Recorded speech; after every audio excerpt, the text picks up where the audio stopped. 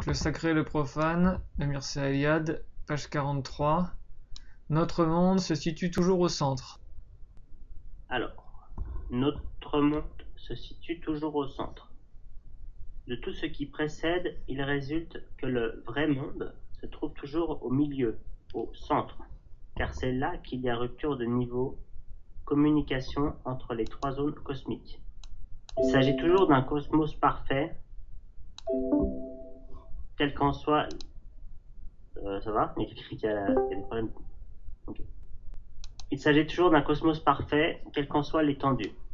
Un pays tout entier, la Palestine, une ville, Jérusalem, un sanctuaire, le temple de Jérusalem, représentent indifféremment une imago mundi. Flavius Joseph écrivait à propos du symbolisme du temple que la cour figurait la mer, c'est-à-dire les régions inférieures, le sanctuaire représentait la terre et le Saint des Saints le ciel. On constate donc que l'imago mundi, aussi bien que le centre, se répète à l'intérieur du monde habité. La Palestine, Jérusalem et le temple de Jérusalem représentent chacun et simultanément l'image de l'univers et le centre du monde.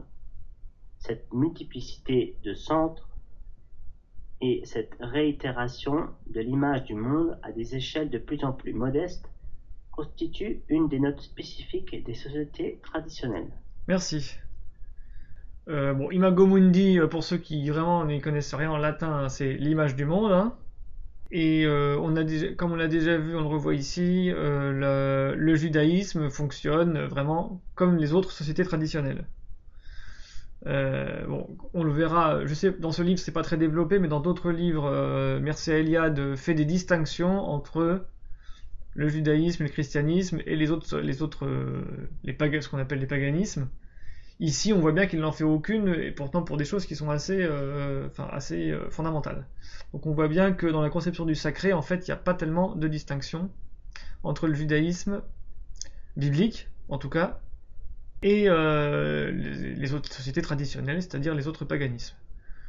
Donc il y a toujours trois mondes, il y a toujours une division par trois. Alors là, il dit Palestine, ce qui est assez. Alors je sais pas si c'est le traducteur ou si c'est le. Parce qu'il n'a pas écrit en français ce bouquin-là, je crois. Il dit Palestine alors que normalement on dit Israël, mais bon, c'est pas grave.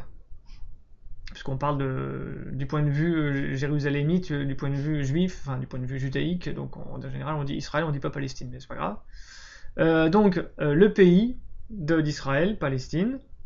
Dans ce pays, la ville de Jérusalem au centre, et dans cette ville, le temple de Jérusalem au centre.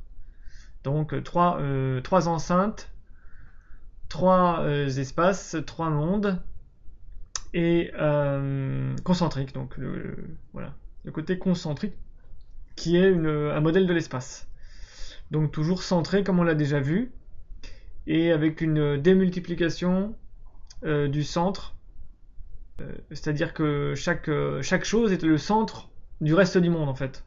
À chaque fois qu'on est dans un espace, si on se situe en Palestine, on est au centre du monde en tant que la Palestine est au centre du monde. Si on est à Jérusalem, on est au centre de la Palestine. Si on est dans le temple de Jérusalem, on est au centre de Jérusalem. Voilà.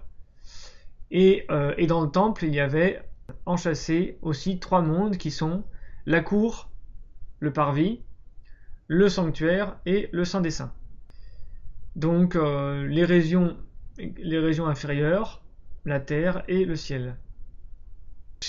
Effectivement, chez les juifs, chez les judaïques, la mer était proche de... Bon, déjà, ils aimaient pas trop la mer, les judaïques. Les Judéens, ils aimaient pas trop la mer Méditerranée. C'était pas des grands pêcheurs, c'était pas des grands marins du tout. Donc, ils considéraient que la mer, c'était quelque chose de plutôt maléfique, plutôt négatif. Chose d'impur, non? Ouais. Voilà. Et il y avait des restrictions alimentaires aussi. Hein, pardon? par rapport à ce qui se trouvait dans l'eau. Oui, mais avec ce qui se trouvait dans la terre aussi, il n'y a pas trop de différence. Mais... Donc ils aiment pas trop la mer. Le fleuve, ça va, à la limite, le Jourdain, ça va, mais la mer, bof. Et la grande mer, la mer Méditerranée. Et donc ils avaient tendance à assimiler la mer avec les enfers, quoi. C'est tout ce qui est sous le niveau de la terre. Donc c'est lié aux enfers qu'ils appelaient le Sheol, qu'on appelle le Sheol en hébreu. Enfin voilà. Mais en tout cas, ça représente les trois mondes, donc l'enfer, la terre, le ciel, ou le monde inférieur, la terre et le ciel. Voilà. On peut continuer. Une conclusion nous semble s'imposer. L'homme des sociétés prémodernes aspire à vivre le plus près possible du centre du monde. Il sait que son pays se trouve effectivement au milieu de la Terre, que sa ville constitue le nombril de l'univers, et, surtout, que le temple ou le palais sont de véritables centres du monde, mais il veut aussi que sa propre maison se situe au centre et soit une imago mundi. Et comme nous allons le voir, les habitations sont censées se trouver effectivement au centre du monde et reproduire à l'échelle microcosmique l'univers.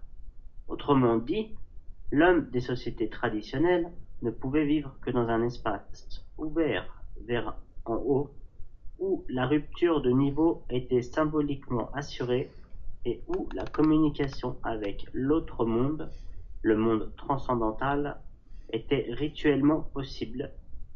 Bien entendu, le sanctuaire, le centre par excellence, était là à portée de lui dans sa ville, et pour communiquer avec le monde des dieux, il lui suffisait de pénétrer dans le temple. Mais l'homo religiosus sentait le besoin de vivre toujours dans le centre, tout comme les Zakilpa qui, nous l'avons vu, portaient toujours avec eux le poteau sacré, l'Axis Mundi, pour ne pas s'éloigner du centre et rester en communication avec le monde supraterrestre.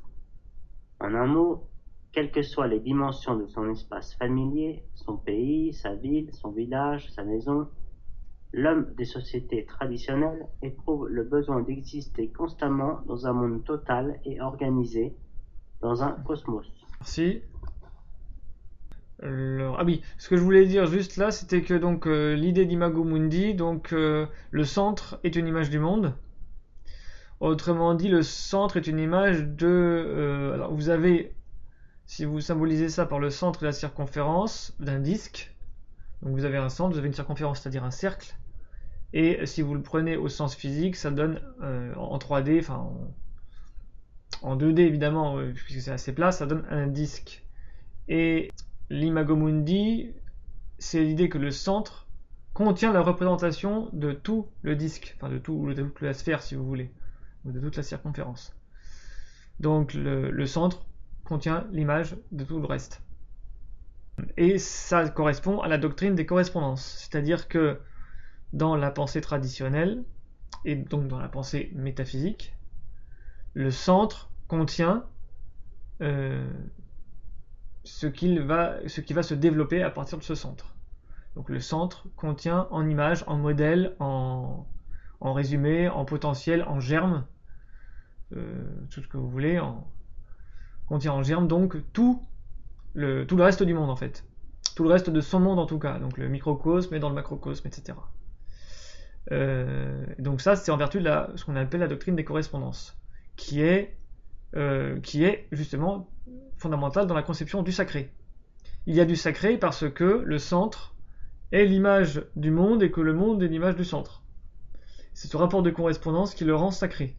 Et c'est en sacralisant un lieu, en y mettant un centre, que on recrée, qu'on réactualise, qu'on réveille ce rapport entre le centre et le reste du monde. Et que donc on réactualise les échos des correspondances. D'accord ?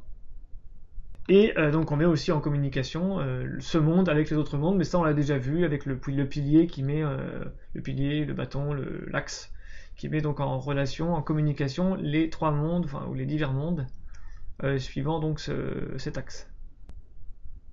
Puisque ce qui crée cette correspondance précisément, c'est la capacité de communiquer entre les diverses zones et entre les divers mondes.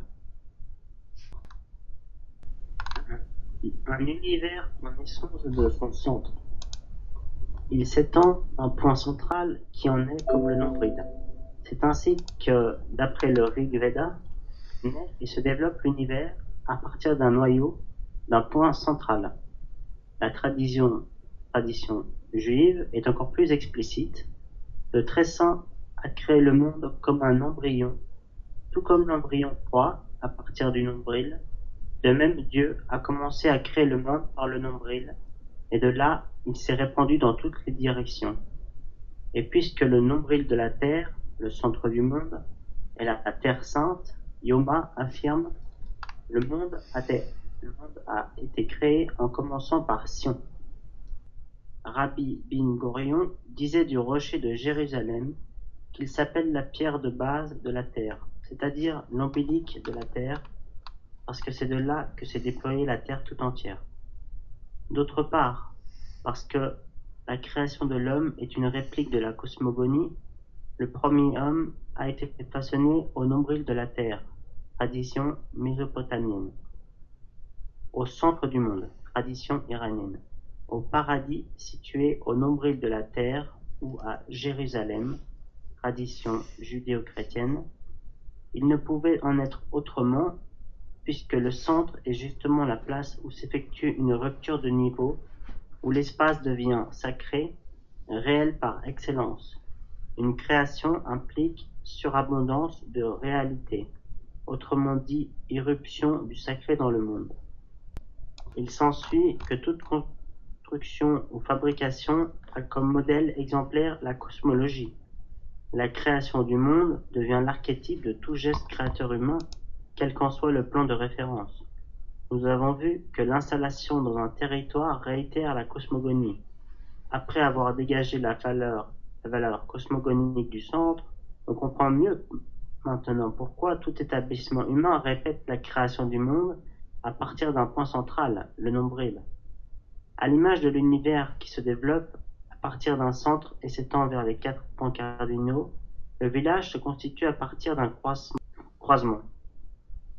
À Bali, aussi bien que dans certaines régions de l'Asie, lorsqu'on s'apprête à bâtir un nouveau village, on cherche un croisement naturel, où se coupent perpendiculairement deux chemins. Le carré construit à partir du point central est une imago mundi.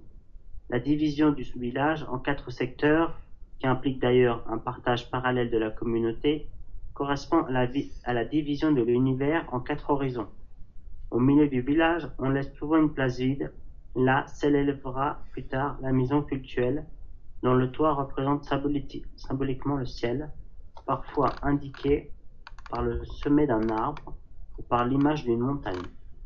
Sur le même axe perpendiculaire se trouve, à l'autre extrémité, le monde des morts, symbolisé par certains animaux, serpents, crocodiles, etc., ou par les idéogrammes des ténèbres. Merci. Donc, on a déjà vu le côté cosmogonique de la sacralisation d'un espace ou d'un centre. Et ici, donc, cet aspect explique que le monde s'étend à partir de ce centre qui est considéré comme centre de l'univers. Donc on a bien le symbolisme, les divers symbolismes dont parle déjà René Guénon. Donc le symbolisme du noyau, le symbolisme du centre, le symbolisme de l'axe, de l'axis mundi, le symbolisme du nombril, qu'en grec on dit omphalos, qu'on dit aussi ombilique. Donc le nombril, c'est-à-dire le point central qui est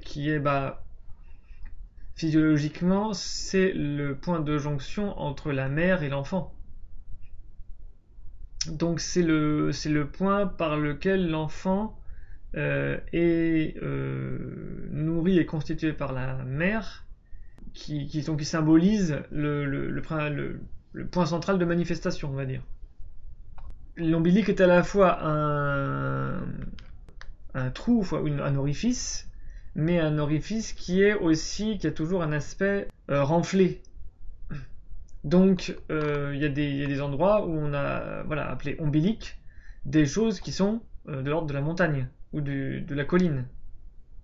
Donc c'est extrêmement ambigu. C'est un endroit par lequel il y avait un orifice de communication, et en même temps c'est un endroit qui est caractérisé par une sorte de relief qui sort du niveau basique et qui s'élève au-dessus du niveau et qui constitue voilà, le symbolisme de la pyramide, de la colline, donc un certain symbolisme axial. Parce que justement c'est un endroit où il y avait cette communication entre la terre et le ciel en ce qui concerne l'Axis Mundi, les temples, les collines sacrées, etc., ou les arbres sacrés. Mais quand c'est l'enfant qui naît de sa mère, c'est la communication évidemment physiologique entre l'enfant et sa mère. Et donc le monde est considéré comme étant lui aussi une sorte d'être humain, d'homme, l'homme cosmique, donc un corps organique. Les historiens des religions et des ésotérismes aussi disent que la pensée ésotérique a pour caractéristique de considérer que la nature est une sorte de corps humain dans lequel donc il y a des correspondances. C'est-à-dire qu'il y a des communications, comme dans le corps humain, il y a des communications entre les divers organes, les divers membres. Bah, ça serait pareil pour l'univers, enfin pour la planète par exemple, pour la Terre. Le centre, ce serait donc le nombril. Voilà, donc le côté anthropomorphique de la Terre. Et le nombril donc aussi symbolise la naissance, donc le moment de la naissance, donc le moment de l'âge d'or. Puisque le début, évidemment, d'un point de vue traditionnel, on commence par l'âge d'or, puis l'âge d'argent, etc. Et l'âge d'or, c'est le paradis. Donc le nombril symbolise le paradis. Le début de la vie qui est dans l'âge d'or, qui est dans le meilleur des âges, qui est donc l'âge paradisiaque. Donc revenir au nombril, c'est revenir au paradis. Revenir à la source, quoi, revenir à l'origine. Donc voilà pourquoi il y a l'importance du symbolisme du nombril. Alors on retrouve le croisement avec l'exemple que donne Mircea Eliade à Bali. Donc on bâtit un nouveau village sur un croisement naturel. Donc le côté toujours communication entre divers axes. On avait déjà vu que le symbolisme axial pouvait aussi être rapproché du symbolisme de la croix, où communiquent donc des mondes différents. Et le point de jonction est justement le point de jonction va créer un centre où donc les deux mondes qui se rejoignent vont se refléter l'un dans l'autre et donc vont créer une imago mundi dans ce point central. Et en plus, ça oriente l'espace, comme on l'a déjà vu, ça oriente l'espace entre 4 directions à partir de ce croisement de deux axes. Donc ça vous donne une orientation. Voilà. Le sommet, c'est la même chose que le centre. Ah oui. Ça correspond à la même chose. Oui, parce que le sommet est le sommet d'un relief naturel a besoin, mais géométriquement, quand on en vision du dessus, c'est-à-dire en vision zénitale, on va mettre le centre, le centre va correspondre plus ou moins au sommet d'un relief naturel parce qu'il va forcément monter par sa circonférence, par une circonférence de relief qui monte. Comme une pyramide, quoi. Voilà, comme une pyramide ou comme un monticule, et puis du coup le sommet sera le centre. Donc suivant la perspective, le point de vue auquel on se trouve, notamment le point de vue du dessus, le sommet correspond au centre. Et rejoindre le sommet, c'est effectivement rejoindre le centre. Et Guénon l'explique aussi. Les pèlerinages, par exemple, sont souvent des pèlerinages vers un centre, mais très souvent, on fait en sorte que ce centre soit sur un relief, donc une colline, une montagne, d'où d'ailleurs le fait que même le temple de Jérusalem était sur le mont Sion. Page 46, le symbolisme cosmique. Le symbolisme cosmique du village est repris dans la structure du sanctuaire ou de la maison cultuelle. À Waropen, en Guinée, la maison d'homme se trouve au milieu du village. Son toit représente la voûte céleste. Les 4 parois correspondent aux 4 directions de l'espace. À Seram, la pierre sacrée du village symbolise le ciel. Les 4 colonnes en pierre qui la soutiennent incarnent les 4 piliers qui soutiennent le ciel. On retrouve des conceptions analogues chez les tribus algonquines et sioux. La cabane sacrée où ont lieu les initiations représente l'univers. Son toit symbolise la coupole céleste, le plancher représente la terre, les 4 parois, les 4 directions de l'espace cosmique. La construction rituelle de l'espace est soulignée par un triple symbolisme. Les 4 portes, les 4 fenêtres et les 4 couleurs signifient les 4 points cardinaux. La construction de la cabane sacrée répète donc la cosmogonie. On n'est pas surpris de rencontrer une conception similaire dans l'Italie ancienne et chez les anciens Germains. Il s'agit, en somme, d'une idée archaïque et très répandue. À partir d'un centre, on projette les 4 horizons dans les 4 directions cardinales. Le mundus romain était une fosse circulaire divisée en 4. Il était à la fois l'image du cosmos et le modèle exemplaire de l'habitat humain. On a suggéré avec raison que la Roma quadrata doit être comprise non pas comme ayant la forme d'un carré, mais comme étant divisée en 4. Le mundus était évidemment assimilé à l'omphalos, à l'ombélique de la Terre. La ville, Urbs, se situait au milieu de l'orbis terrarum. On a pu montrer que des idées similaires expliquent la structure des villages et des villes germaniques. Dans des contextes culturels extrêmement variés, nous retrouvons toujours le même schéma cosmologique et le même scénario rituel. L'installation dans un territoire équivaut à la formation d'un monde. Merci. Donc voilà d'autres exemples qui sont un peu dans la même idée. On remarque d'ailleurs que il ne fait pas la remarque, mais en latin, il y a quand même un lien entre urbs. Donc urbs, c'est qui a donné urbain, hein, qui veut dire la ville, la cité. Plus précisément la cité, hein, ça serait mieux de dire la cité, parce que ville, ça a un sens gallo-romain, mais bon, c'est pas grave. Bon, après la cité, ça se dit aussi civitas, mais bon. Et il y a donc un lien entre urbs et orbis, bien évidemment, hein, ça se ressemble.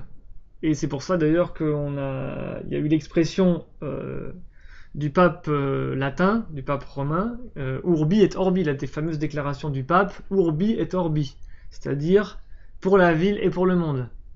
Formule qui reprend le symbolisme traditionnel du centre et de la circonférence. Voilà, c'est assez évident, urbi et orbi. Donc pour la ville, c'est-à-dire pour la cité de Rome, donc pour les chrétiens catholiques, on va dire romains, pour les chrétiens catholiques romains, et et orbi, et pour le monde. Mais orbi, c'est-à-dire le monde, l'orbe de la Terre, c'est-à-dire c'est vraiment le cercle, l'orbe, le cercle. Donc c'est vraiment sans circonférence. On peut pas faire plus, on peut difficilement faire plus explicite. Et l'Église catholique a repris effectivement cette pensée, cette conception de la ville de Rome comme étant centrale, qui était effectivement on va dire l'idéologie d'un point de vue, hein, la conception en tout cas de l'Empire romain ancien, bien évidemment. C'est Rome qui était centre de la terre pour les Romains et pour l'Empire romain. Donc voilà. Donc l'Église catholique a hérité de ça et donc a toujours été dans une ambiguïté entre est-ce que le centre c'est Rome ou est-ce que c'est Jérusalem. Donc le centre politique actuel, politique ou en tout cas le centre vivant c'était Jérusalem, puis le centre mythique c'était Rome, pardon. Et le centre mythique c'était Jérusalem, qui était dans la Terre Sainte et qui était pas qui avait un côté plus détaché du monde européen. Voilà. Et en plus à Jérusalem, il fallait toujours négocier avec les autres églises chrétiennes une fois qu'il y a eu les schismes. Mais bon, ça c'est une autre histoire. Donc c'est un centre partagé par tous les chrétiens, bien évidemment. Et au début aussi beaucoup évidemment avec les juifs et avec les musulmans, puisque c'est une ville sainte pour les musulmans aussi. Donc un centre aussi pour les musulmans. D'ailleurs, c'est intéressant de voir, on parle des points cardinaux.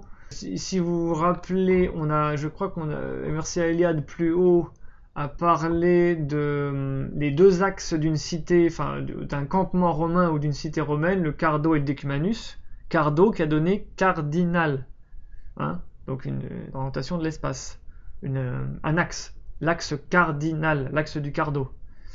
Et pourquoi je dis ça en plus? Parce que, bah justement, qu'est-ce qu'il y a à Rome, au Vatican? Il y a des cardinaux. Voilà. Et pourquoi c'est lié à l'espace? Parce qu'il y a les 4 points cardinaux. Voilà. Bon. Donc tout ça est lié et en correspondance.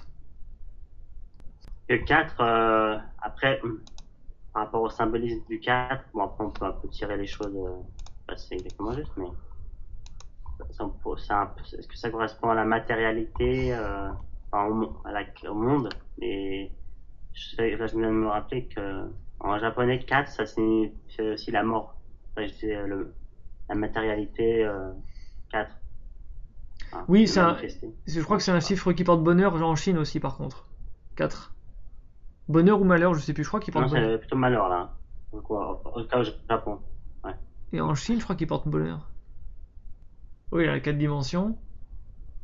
Mais oui, ça a un côté cosmique, puisque les 4 saisons, La les 4 directions de tétraphobie, l'espace. ouais. Ça c'est bon. Cité Cosmos, on t'écoute. Il est vrai que notre monde est un cosmos, toute attaque extérieure menace de le transformer en chaos, et puisque notre monde a été fondé en imitant l'œuvre exemplaire des dieux, la cosmogonie, les adversaires qui l'attaquent sont assimilés aux ennemis des dieux, les démons, et surtout à l'archidémon, le dragon primordial, vaincu par les dieux au commencement des temps. L'attaque de notre monde est la revanche du dragon mythique qui se rebelle contre l'œuvre des dieux, le cosmos, et s'efforce de la réduire au néant. Les ennemis se rangent parmi les puissances du chaos. Toute destruction d'une cité équivaut à une régression dans le chaos. Toute victoire contre l'attaquant réitère la victoire exemplaire du dieu contre le dragon, contre le chaos.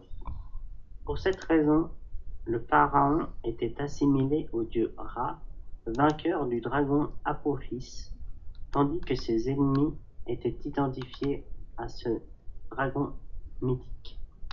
Darius se regardait comme un nouveau Traetaona, héros mythique iranien qui avait mis à mort un dragon à 3 têtes. Dans la tradition judaïque, les rois païens étaient présentés sous les traits du dragon, tel Nabuchodonosor, décrit par Jérémie ou Pompée dans les psaumes de Salomon.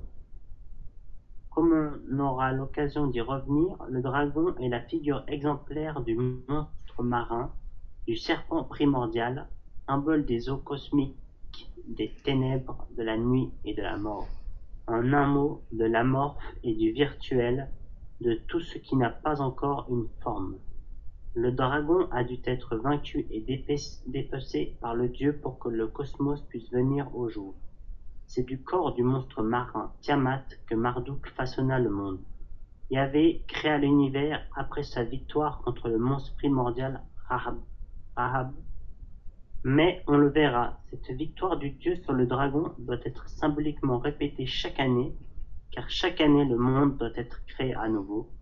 De même, la victoire des dieux contre les forces des ténèbres, de la mort et du chaos se répète à chaque victoire de la cité contre les envahisseurs. Il est fort probable que les défenses des lieux habités et des cités furent à l'origine des défenses magiques. Ces défenses, fossés, labyrinthes, remparts, etc., étaient disposées pour empêcher l'invasion des démons et des âmes des morts, plus que l'attaque des humains. Dans le nord de l'Inde, en temps d'épidémie, on décrit autour du village un cercle destiné à interdire aux démons de la maladie de pénétrer dans l'enclos. Dans l'Occident médiéval, les murs des cités étaient consacrés rituellement comme une défense contre le démon, la maladie et la mort. D'ailleurs, la pensée symbolique ne rencontre aucune difficulté en assimilant l'ennemi humain au démon et à la mort. En fin de compte, le résultat de leurs attaques, qu'elles soient démoniaques ou militaires, est toujours le même, la ruine, la désintégration, la mort. Les mêmes images sont encore utilisées de nos jours quand il s'agit de formuler les dangers qui menacent un certain type de civilisation. On parle notamment de chaos, de désordre, des ténèbres dans lesquelles sombrera notre monde. Toutes ces expressions signifient l'abolition d'un ordre, d'un cosmos, d'une structure organique et la réimmersion dans un état fluide, amorphe, bref, chaotique. Ceci prouve, il nous semble, que les images exemplaires survivent encore dans le langage et les clichés de l'homme moderne. Quelque chose dans la conception traditionnelle du monde se prolonge encore dans nos comportements, bien qu'il ne soit pas toujours conscient de cet héritage immémorial. Merci. L'opposition chaos-cosmos. Comme on l'a vu, le cosmos est organisé et orienté autour du centre, ce qui va ensuite être justifié par une opposition donc, entre chaos et cosmos, et se manifester par une dialectique, on va dire, une lutte cosmique entre la force cosmique précisément et la force chaotique. Et la force cosmique, c'est le héros civilisateur, ou le dieu civilisateur, le dieu axial, le dieu royal aussi, tandis que la puissance chaotique, c'est une déité adverse, l'adversité, l'adversaire, l'autre, qui vient menacer ce qui a été construit justement par le héros ou le dieu civilisateur.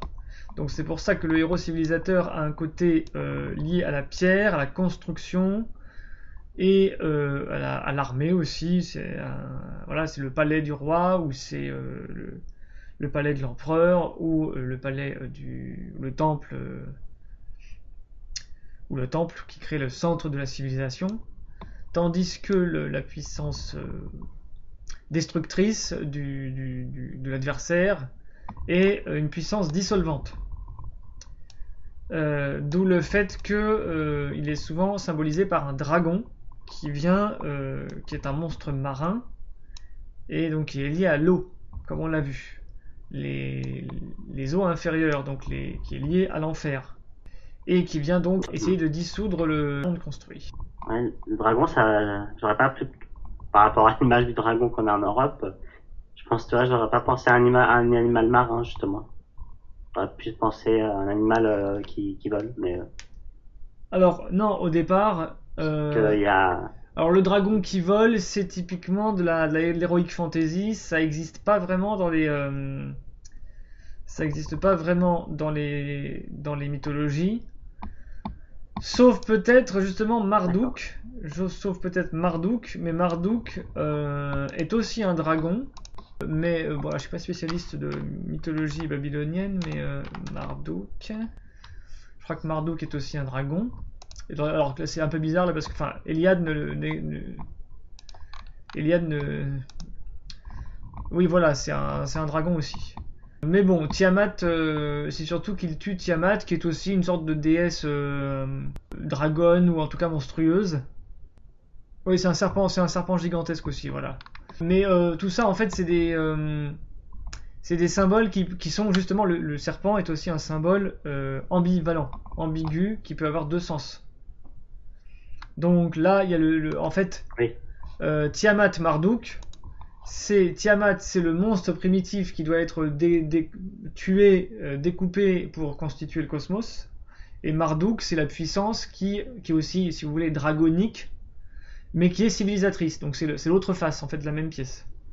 Mais bon, là, Eliade ne l'explique pas, même s'il parle du dragon et qu'il a oublié que Marduk est aussi un dragon, mais bref, c'est pas grave. Il n'explique pas, en tout cas, cette chose-là. Ici, principalement, le dragon est un dragon... Le dragon anté-cosmique, donc le dragon qui représente les forces du chaos, et qu'il faut vaincre pour créer le cosmos. Voilà. Et il est lié au monde de la mort, il est lié au monde de l'informel, il est lié au monde de l'eau, et aux forces des ténèbres. Voilà. D'où le fait aussi qu'en Chine, il y a l'opposition entre les tigres et les dragons. Le tigre étant plus lumineux, solaire, comme le lion, si vous voulez. Tandis que le dragon est plutôt lunaire, aquatique et destructeur. Donc voilà, après, Eliade donne quelques exemples de défense, de lieux, construction d'un espace sacralisé à partir d'une conception, d'une opposition entre le cosmos et le chaos, ou les puissances du chaos, donc les démons, les dragons, les puissances de la maladie et de la mort, qui veulent attaquer l'homme, qui veulent attaquer la civilisation, et qui veulent la faire retourner vers le chaos, vers la dissolution. Donc le dragon, c'est une puissance dissolvante. Et effectivement, ça n'a rien à voir avec le dragon de l'Heroic Fantasy, qui est qui est déjà connu avec Tolkien, mais même dans l'épopée qui s'appelle Ça n'existait pas au Moyen-Âge, donc l'idée du dragon qui garde un trésor, oui, bah de la princesse. Oui, voilà, ça existait au Moyen-Âge, mais le dragon qui garde un trésor, il est négatif aussi. Ouais. Et il est justement dans une grotte, Oui, bien sûr, oui. plus ou moins sous-marine, ou plus ou moins dans les ténèbres en tout cas. Oui, il est enfermé. Et il y a Beowulf. Alors Beowulf, est-ce qu'il y a un dragon dans Beowulf?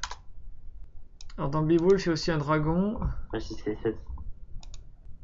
Mais effectivement, là aussi, c'est dans la configuration du... Le dragon des Goths, ouais. Le troisième combat. C'est la puissance qui vient attaquer, c'est une puissance barbare qui vient attaquer la civilisation. Hein, c'est ça le. D'ailleurs, c'est le dragon d'Ego, et l'Ego c'est des barbares, donc voilà. Et il vient d'une grotte aussi, donc voilà. Donc il représente aussi la puissance de la destruction, quoi. En France, on avait la Tarasque. La Tarasque qui correspond aussi à ce même genre de symbolisme. Le serpent python aussi que tue Apollon en Grèce. Il tue le python pour civiliser justement, pour fonder la civilisation. Le basilic, ça correspond aussi à ça un peu ou pas? Ah, il y a le basilic, mais c'est encore autre chose, le basilic. Oui, la valorisation du dragon dans l'heroic fantasy, dans les contes pour enfants d'aujourd'hui, modernes, c'est typiquement, justement, le dragon est quand même soit une puissance négative à combattre, soit une puissance à canaliser et à contrôler, dans toutes les mythologies. Donc le fait de valoriser le dragon, c'est typiquement moderne, c'est typiquement oh mais c'est mignon, en fait c'est gentil, tout est gentil quoi dans les mythes anciens, non tout est gentil, tout va bien en fait, et non c'est n'importe quoi. Donc c'est une inversion typiquement moderne du symbole en fait. C'est une ignorance totale de la valeur des symboles. Le dragon, c'est la puissance à combattre. Dans toutes les mythologies, c'est la puissance qu'on combat. Jusqu'à l'Apocalypse de Saint Jean.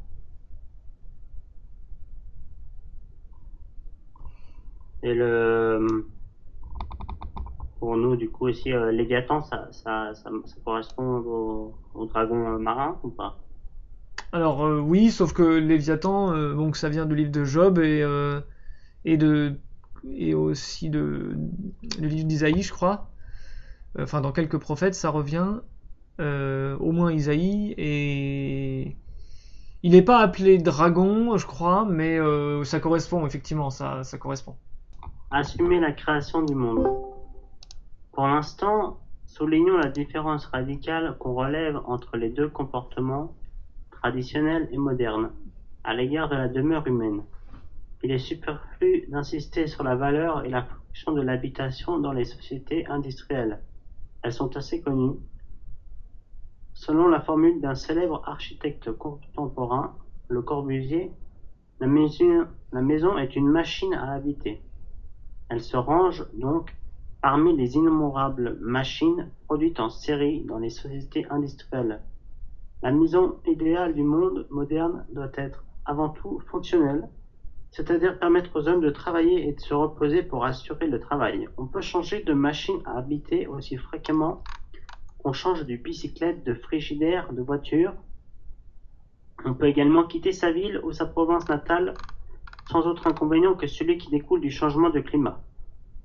Il n'entre pas dans notre sujet d'écrire l'histoire de la lente désacralisation de la demeure humaine, Ce processus fait partie intégrante de la gigantesque transformation du monde assumée par les sociétés industrielles et rendue possible par la désacralisation du cosmos sous l'action de la pensée scientifique et surtout des sensationnelles découvertes de la physique et de la chimie.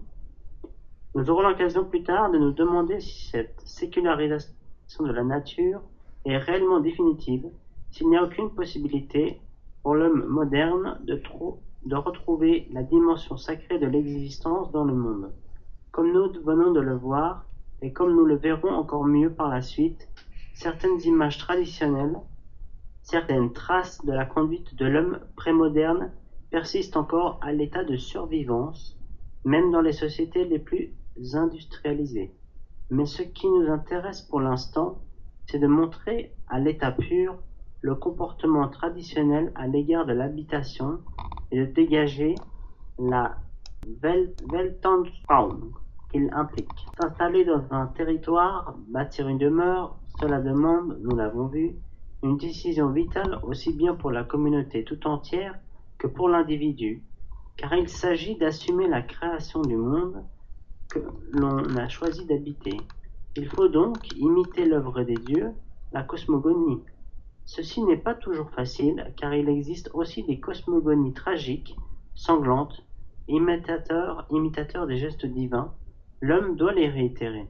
Si les dieux ont dû abattre et dépecer un monstre marin ou un être primordial pour pouvoir en tirer le monde, l'homme à son tour doit les imiter lorsqu'il bâtit son monde à lui, la cité ou la maison.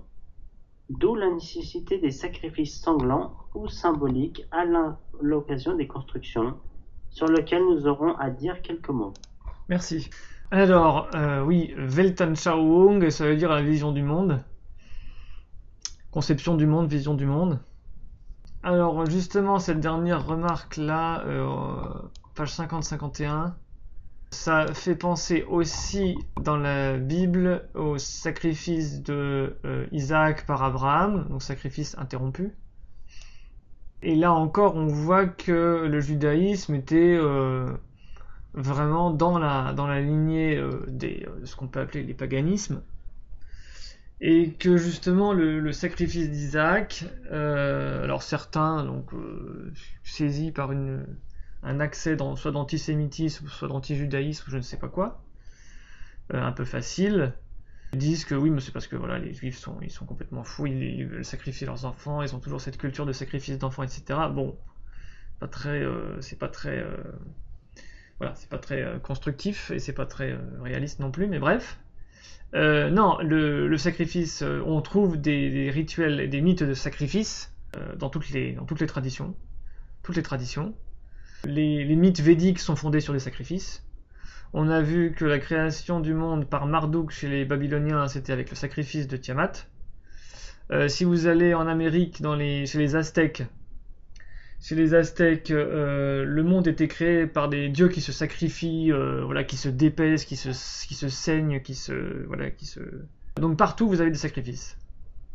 Donc il y a des phases sacrificielles dans la création du monde, et c'est peut-être ça qui donne son rôle aux rites sacrificiels. C'est-à-dire que les rites sacrificiels sont des rites de recréation. De recréation qui sont à l'image de la création du monde qui a été quelque chose de sacrificiel.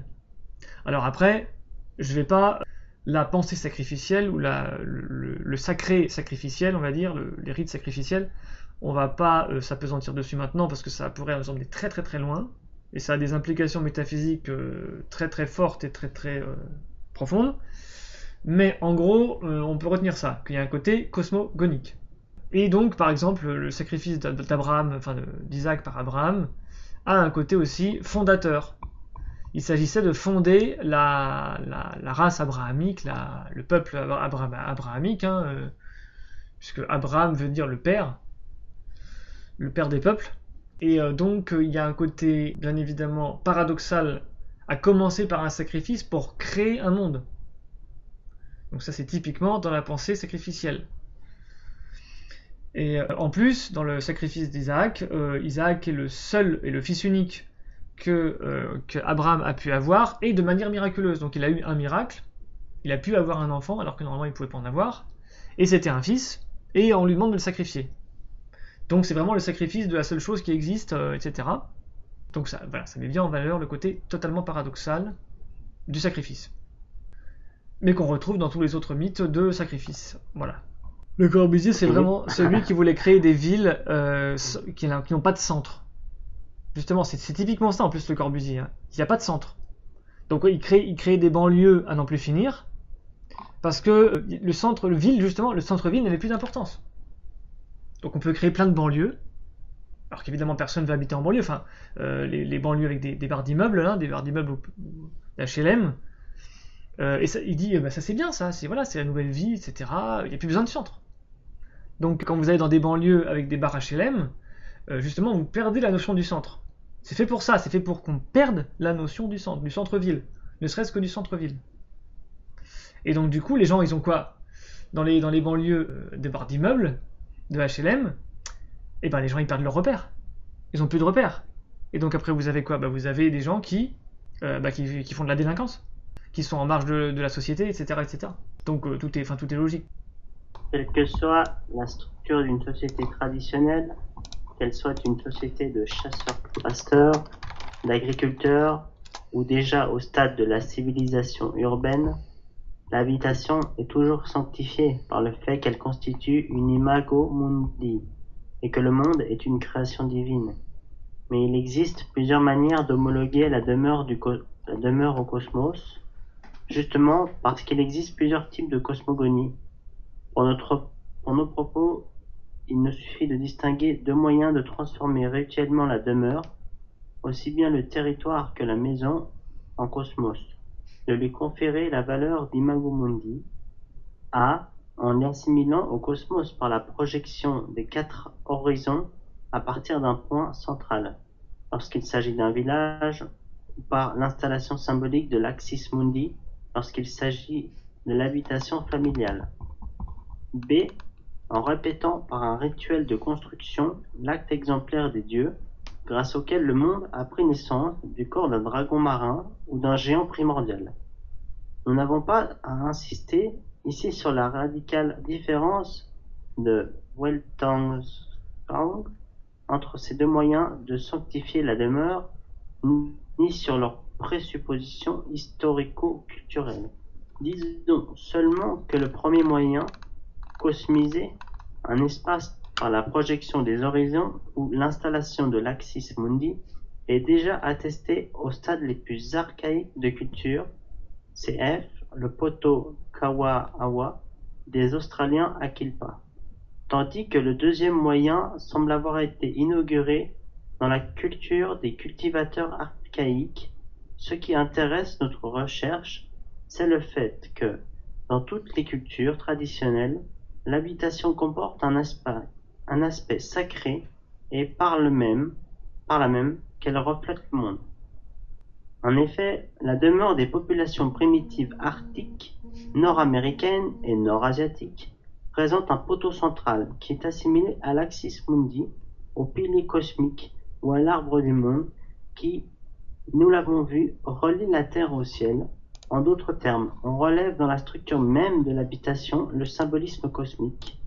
Le ciel est conçu comme une immense tente soutenue par un pilier central. Le piquet de la tente ou le poteau central de la maison sont assimilés au pilier du monde et sont désignés sous ce nom. C'est au pied du poteau central qu'ont lieu les sacrifices en l'honneur de l'être suprême céleste. Cela donne une idée de l'importance de sa fonction rituelle. Le même symbolisme s'est conservé chez les pasteurs éleveurs de l'Asie centrale, mais l'habitation à toit conique à pilier central étant ici remplacée par la yourte, la fonction mythico-rituelle du pilier est dévolue à l'ouverture supérieure d'évacuation de la fumée. De même que le poteau, axis mundi, l'arbre ébranché dont le sommet sort par l'ouverture supérieure de la yourte et qui symbolise l'arbre cosmique, est conçu comme un escalier menant au ciel. Les chamans y grimpent dans leur voyage céleste, c'est par l'ouverture supérieure qu'ils s'envolent. On rencontre encore le pilier sacré dressé au milieu de l'habitation en Afrique chez les pasteurs hamites et hamitoïdes. En conclusion, toute demeure se situe près de l'axis mundi. car l'homme religieux désire vivre au centre du monde, autrement dit, dans le réel. Merci. Donc là, voilà, Mircea Eliade, en fait, il redonne de nouveaux exemples sur ce qu'il a déjà expliqué sur l'Axis Mundi en l'appliquant à la fondation d'une maison. Donc il applique le principe qu'on a déjà vu de correspondance cosmique, microcosme, macrocosme, utilisant par exemple le verbe homologuer. En fait, c'est l'application de la correspondance, hein, homologation, c'est-à-dire faire pareil que. Hein, faire pareil que, ou faire une homologie, si vous voulez, une analogie, une homologie, c'est un peu la même chose. Donc utiliser un modèle pour recréer une réalité, ou pour créer la réalité à partir d'un modèle spirituel métaphysique. L'Axis Mundi, qui est justement l'axe par lequel on projette le centre, c'est l'axe de projection, et qui permet de créer le centre, qui est l'image par l'axe de projection d'un centre céleste. Un homme qui fonde un nouveau foyer aura à imiter plus ou moins symboliquement la cosmologie divine, par exemple la création de son monde via le sacrifice de son énergie pour ses enfants. La cosmologie aide-t-elle l'homme traditionnel à suivre le bon chemin dans la fondation de son monde et ou de sa communauté? Bah oui, la réponse est dans la question, donc ça semble assez évident. C'est ça le principe en tout cas. Mais là, Mircea Eliade parle surtout vraiment du moment de la fondation, comme étant une sorte de rituel par lequel on recrée un monde et on se réaligne par rapport à l'axe cosmique, l'Axis Mundi. Donc on recrée un centre, c'est surtout ça l'idée pour l'instant. C'est-à-dire que si tu veux, l'idée de fonder un foyer, c'est d'abord créer un centre. C'est pas je fonde mon foyer, je fonde mon petit cocon, je fonde mon petit chez moi, mon petit home sweet home. Non, c'est pas ça. On n'est pas dans le home sweet home là. On est dans la maison, c'est comme un temple. Voilà.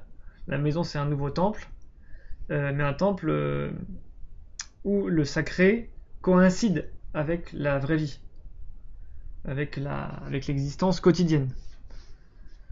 Donc c'est ça l'idée, c'est que c'est pas créer, c'est pas de l'improvisation quoi, et c'est pas non plus de l'individualisme. Il y a quelque chose d'universel dans la fondation d'un foyer ou d'une maison, par le sacré et par le centre, on commence à construire une maison en fondant le centre, hein, comme on l'a déjà vu. C'est ça qui sacralise cette maison. Il faut noter d'ailleurs que dans beaucoup de langues, le mot primitif pour maison est le même que le mot primitif pour temple. Et d'ailleurs, on appelle souvent temple, par périphrase aussi, la maison des dieux ou la maison de Dieu, y compris dans la Bible. En latin, on a le mot aedes, qui peut vouloir dire maison et temple, qui est un très vieux mot latin, qui veut dire maison ou temple. Templum étant le mot aussi latin, mais qui est venu du grec. Aedes ne vient pas du grec. Comment recréer une maison dans un foyer construit par d'autres? En tout cas, il y a toujours l'idée qu'il faut y créer un centre. C'est vraiment très important pour Mircea Eliade, et il a raison d'ailleurs là-dessus. Parce qu'il faut que la maison, elle ait son propre repère, et qu'elle devienne un repère. Et qu'elle devienne aussi un lieu de communication, comme on l'a déjà vu avec entre les trois mondes. Alors évidemment, oui, la prière, oui, ça peut être des moyens. Cosmogonie et sacrifice de construction. Une conception similaire se rencontre dans une culture aussi hautement évoquée que celle de l'Inde. Mais ici se fait jour également l'autre manière d'homologuer la maison au cosmos, dont nous avons dit quelques mots plus haut. Avant que les maçons posent la première pierre, l'astrologue leur indique le point des fondations qui se trouve au-dessus du serpent qui soutient le monde. Le maître maçon taille un pieu et l'enfonce dans le sol exactement au point désigné, afin de bien fixer la tête du serpent. Une pierre de base est posée ensuite au-dessus du pieu. La pierre d'angle se trouve ainsi exactement au centre du monde. Mais d'autre part, l'acte de fondation répète l'acte cosmogonique. Enfoncer le pieu dans la tête du serpent et le fixer, c'est imiter le geste primordial de Soma ou d'Indra, qui, suivant le Rig Veda, a frappé le serpent dans son repère et lui a tranché la tête de son éclair, comme nous l'avons déjà dit. Le serpent symbolise le chaos, l'amorphe, le non manifesté. Le décapité équivaut à un acte de création, au passage du virtuel et de l'amorphe au formel. On se rappelle que c'est du corps d'un monstre marin primordial, Tiamat, que le dieu Marduk a façonné le monde. Cette victoire était symboliquement réitérée chaque année, puisque chaque année on renouvelait le monde. Mais l'acte exemplaire de la victoire divine était également répété à l'occasion de toute construction, car toute nouvelle construction reproduisait la création du monde. Ce deuxième type de cosmogonie est beaucoup plus complexe et on ne fera que l'esquisser ici, mais on ne saurait se dispenser de le rappeler, parce qu'en dernière instance, c'est d'une telle cosmogonie que sont solidaires les innombrables formes du sacrifice de construction, qui n'est en somme qu'une imitation souvent symbolique du sacrifice primordial qui a donné naissance au monde. En effet, à partir d'un certain type de culture, le mythe cosmogonique explique la création par la mise à mort d'un géant, Ymir dans la mythologie germanique, Purusha dans la mythologie indienne, Anku en Chine. Ces organes donnent naissance aux différentes régions cosmiques. Selon d'autres groupes de mythes, ce n'est pas seulement le cosmos qui prend naissance à la suite de l'immolation d'un être primordial et de sa propre substance, ce sont aussi les plantes alimentaires, les races humaines ou les différentes classes sociales. C'est de ce type de mythe cosmogonique que dépendent les sacrifices de construction. Pour durer, une construction, maison, temple, ouvrage technique, etc., doit être animée, recevoir à la fois une vie et une âme. Le transfert de l'âme n'est possible que par la voie d'un sacrifice sanglant. L'histoire des religions, l'ethnologie et le folklore connaissent d'innombrables formes de sacrifices de construction, de sacrifices sanglants ou symboliques au bénéfice d'une construction. Dans le sud-est de l'Europe, ces rites et croyances ont donné naissance à d'admirables ballades populaires mettant en scène le sacrifice de la femme du maître maçon pour qu'une construction puisse s'achever. C'est les ballades du pont d'Arta en Grèce, du monastère Argeș en Roumanie, de la cité de Scutari en Yougoslavie, etc. Merci. Là, voilà, on a vu l'importance du sacrifice cosmogonique. Et donc il revient dessus en détail ici. On retrouve le serpent ou le dragon, ou la vouivre aussi. Enfin, vous chercherez, c'est une puissance là encore liée aux axes géodésiques et liée aussi à des courants d'eau, à des courants vibratoires ou à des courants géomanciques ou géodésiques sous terre. Et ce qui est intéressant ici, c'est que là il parle de l'Inde, le maître maçon doit enfoncer un pieu et fixer la tête de ce serpent, de cette puissance ophidienne, et pour créer justement ce centre et capter l'énergie qui provient de cette bête primordiale pour créer justement un centre du monde dans le monde manifesté. Et ça nécessite écraser la tête, fixer la tête du serpent, c'est vraiment quelque chose qui est très très classique dans diverses traditions, y compris dans la Genèse, dans la Bible, où il est dit le serpent te mordra au talon, mais tu le blesseras à la tête. Donc voilà, ça rejoint aussi cette idée-là. On retrouve des citations du Rig Veda où il s'agit de frapper le serpent dans son repère, trancher la tête de son éclair. Donc voilà, c'est un acte de création par la domination ou la fixation du serpent primordial, ou du dragon primordial. D'ailleurs, serpent, on retrouve cette expression dans l'Apocalypse, hein, le diable est appelé serpent originel. Et le fait que le serpent apparaisse dans le jardin d'Éden au début de la Genèse, voilà, c'est pareil, c'est quand même assez clair que le serpent est une figure originelle, primordiale. Et donc qu'il faut en quelque sorte dompter et d'une manière ou d'une autre sacrifier pour créer le cosmos, pour conjurer les forces de la dissolution de cette énergie primordiale qui est chaotique, qui est un chaos précosmique, mais qui est un chaos auquel on peut revenir facilement par les lois de la manifestation.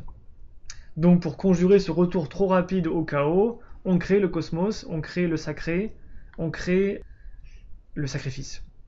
Et alors il donne aussi l'exemple de cosmogonie où on sacrifie un géant. Donc par exemple Ymir chez les germaniques, donc les scandinaves. En Chine aussi Panku, donc immolation d'un être primordial qui permet de créer le cosmos, qui permet aussi de créer l'agriculture, pour ça qu'il parle des plantes alimentaires. Là il explique assez mal, mais simplement la fondation de l'agriculture, qui est une manière de cosmiser le monde, les races humaines, et les classes sociales qui permettent justement d'organiser la société humaine, de manière sacrée, bien évidemment. Donc ça crée un ordre, qui conjure le chaos, toujours. Et si on ne conjure pas le chaos dans quelque chose que l'on construit ou que l'on développe, donc maison, temple, ouvrage technique, enfin un temple c'est toujours sacré évidemment, il dit, donc Eliade explique que ça doit recevoir une âme et une vie, mais effectivement quand ce n'est pas sacré, on considère que quelque chose qui n'aurait pas été consacré, comme on l'a vu, est profane, et donc ce qui est profane va retourner très rapidement au chaos, voire va être un agent du retour du chaos. Et c'est ce retour du chaos qu'il faut toujours conjurer.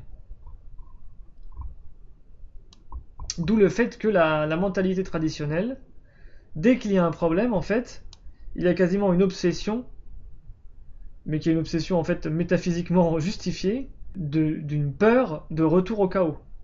C'est le chaos qui revient.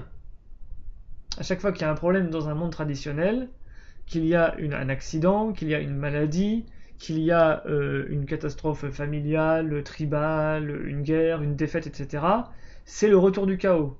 C'est la catastrophe, c'est le retour du chaos qui n'a pas été conjuré de manière assez satisfaisante, qui n'a pas été sacralisé suffisamment. Il n'y a pas eu de sacralisation, de sacrifice, et donc le chaos n'a pas été conjuré.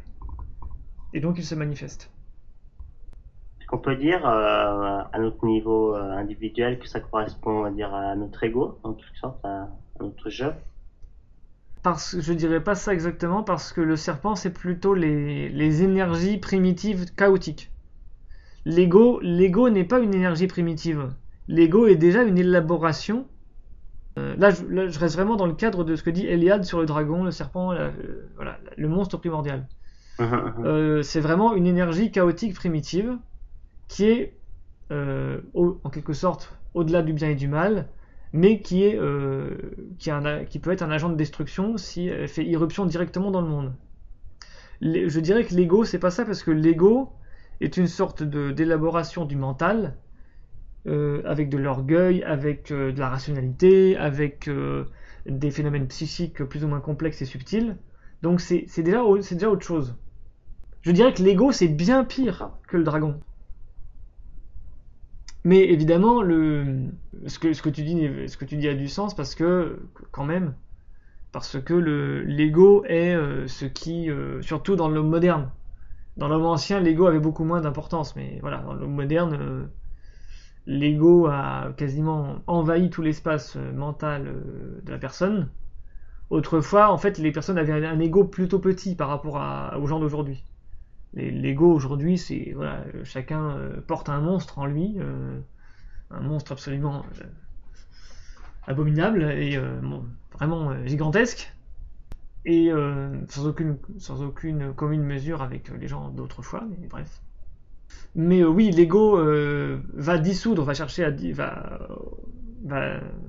avoir pour conséquence de dissoudre la personne, Parce que elle ne va pas, l'ego va l'empêcher d'avoir un rapport avec le principe, évidemment. Donc en ce sens, il y a un lien avec les forces chaotiques, oui.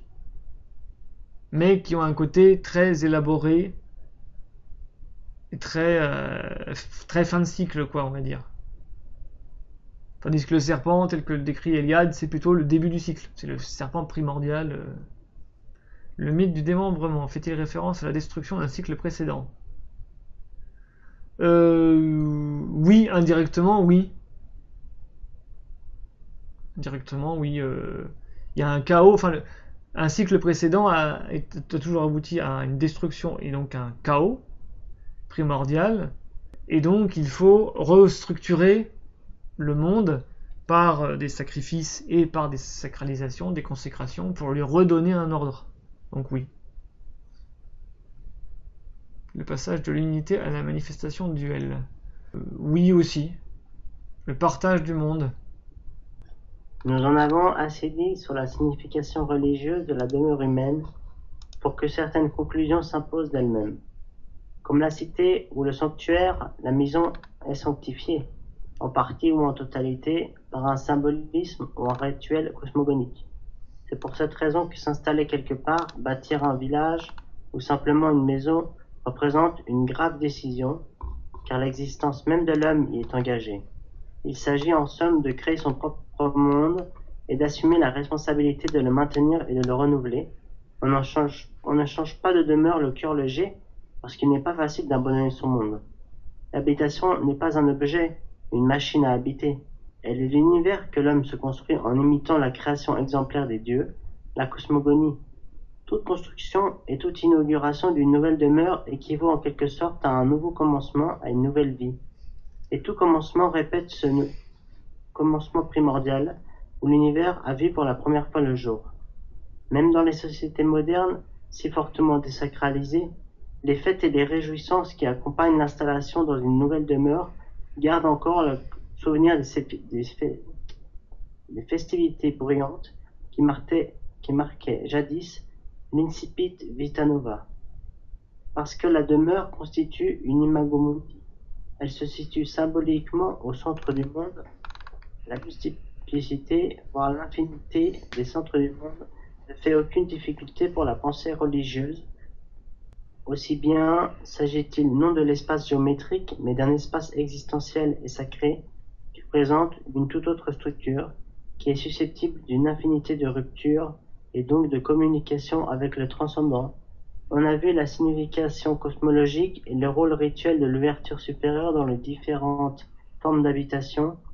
Dans d'autres cultures, ces significations cosmologiques et ces fonctions rituelles sont dévolues à la cheminée, trou de fumée, et à la partie du toit qui se trouve au-dessus de l'angle sacré et que l'on enlève ou même que l'on brise en cas d'agonie prolongée.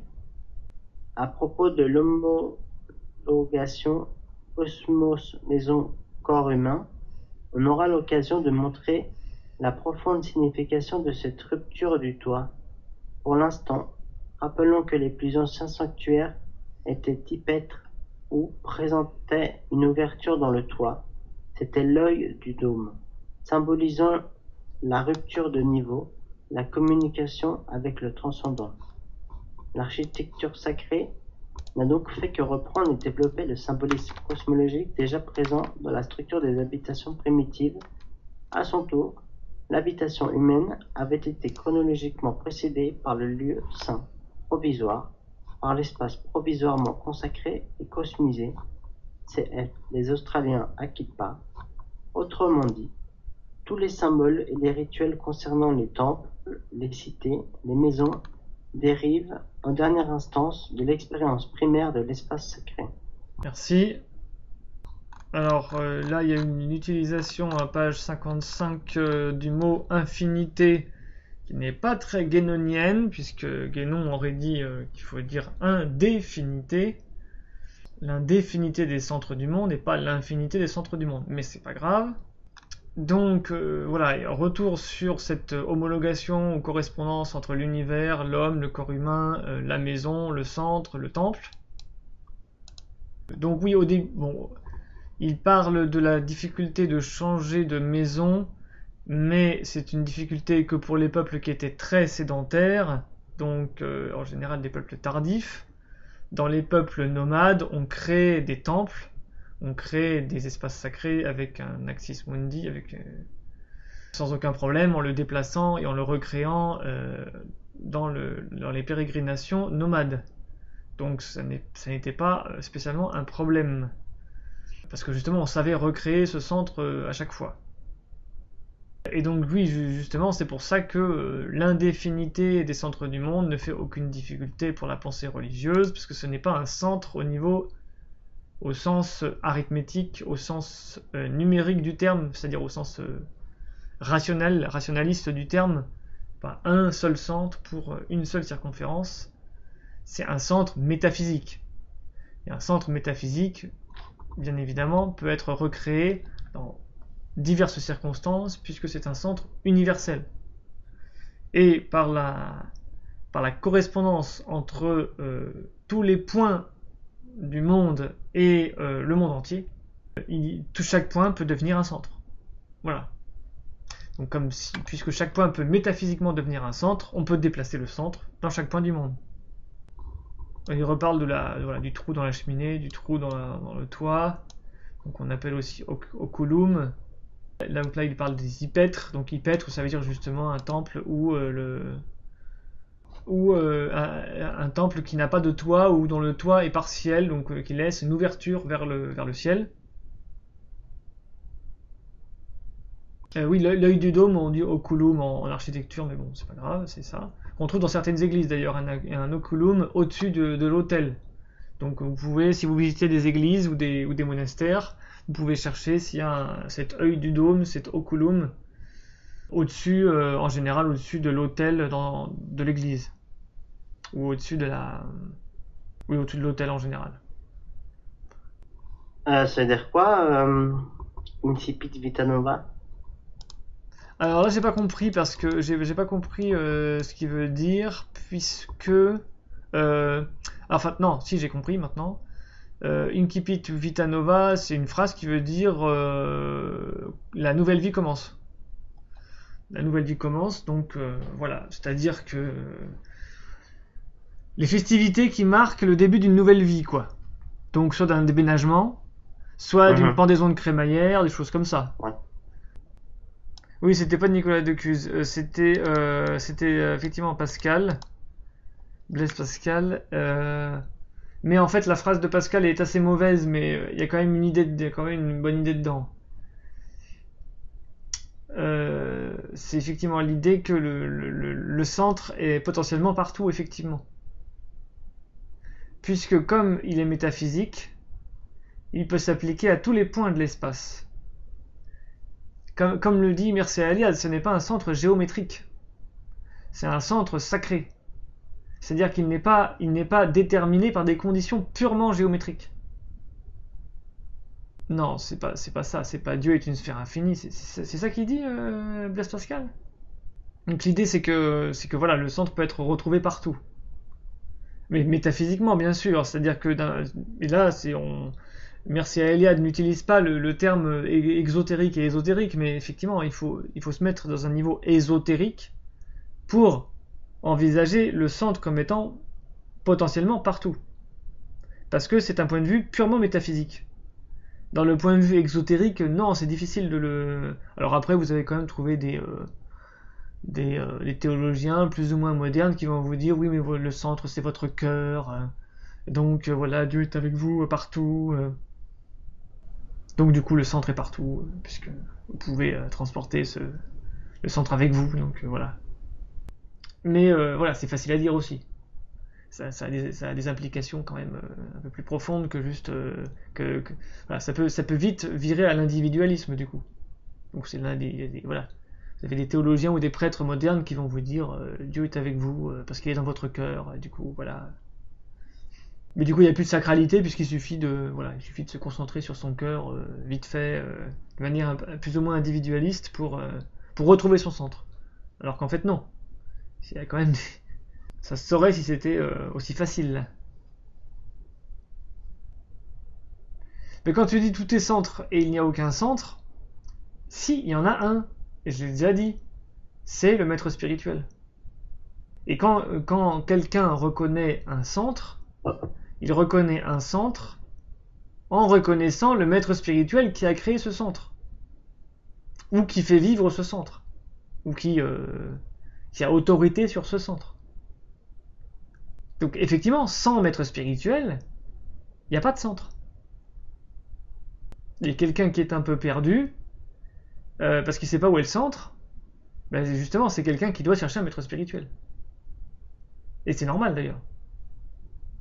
L'homme moderne, enfin l'homme contemporain plus précisément, il ne cherche même pas de centre. Il n'a aucun centre et il se situe dans une sorte de spirale complètement centrifuge. C'est-à-dire qu'il oublie le centre, il veut s'éloigner du centre, voilà, il n'y a plus de centre. Et donc il se disperse, il se dissout dans l'absence d'identité, de repères, dans le tourbillon de la manifestation décadente. Et à l'inverse, bah voilà, si on veut retourner au centre, il faut faire le nécessaire. C'est-à-dire que si toi tu peux vivre de manière éthérée, fluide, spectrale, il n'y a pas de problème, t'as pas besoin effectivement d'un maître spirituel sous forme physique, tu peux continuer à vivre sous forme spectrale, voilà, fantomatique, spectrale, subtile, tout ce que tu veux. Et là, t'as pas besoin effectivement d'une forme physique, effectivement. La notion de centre peut être un obstacle sur le chemin en créant une sorte de fixation aussi peut-être. C'est une dialectique, hein, de toute façon, donc quand on est en manque d'identité et quand on est perdu, il faut retrouver un centre. Mais quand on a trouvé un centre, il ne faut pas idolâtrer le centre. Donc il ne faut pas que la fixation soit solidification. Il ne faut pas qu'elle soit pétrification. Donc c'est une dialectique voilà, que doit gérer d'ailleurs le maître spirituel. Le maître spirituel, c'est celui qui fait l'équilibre entre la fixation et la souplesse. Pour que ça soit une progression spirituelle. Et pas une immobilisation. On a déjà vu, hein, tout ce que dit Eliade, c'est que la sacralisation du monde commence par la détermination d'un centre. Or, l'homme moderne ne veut pas de centre. Et il ne veut pas de sacralisation du monde. Il ne veut pas d'orientation. La seule orientation que veut l'homme moderne, c'est la croissance.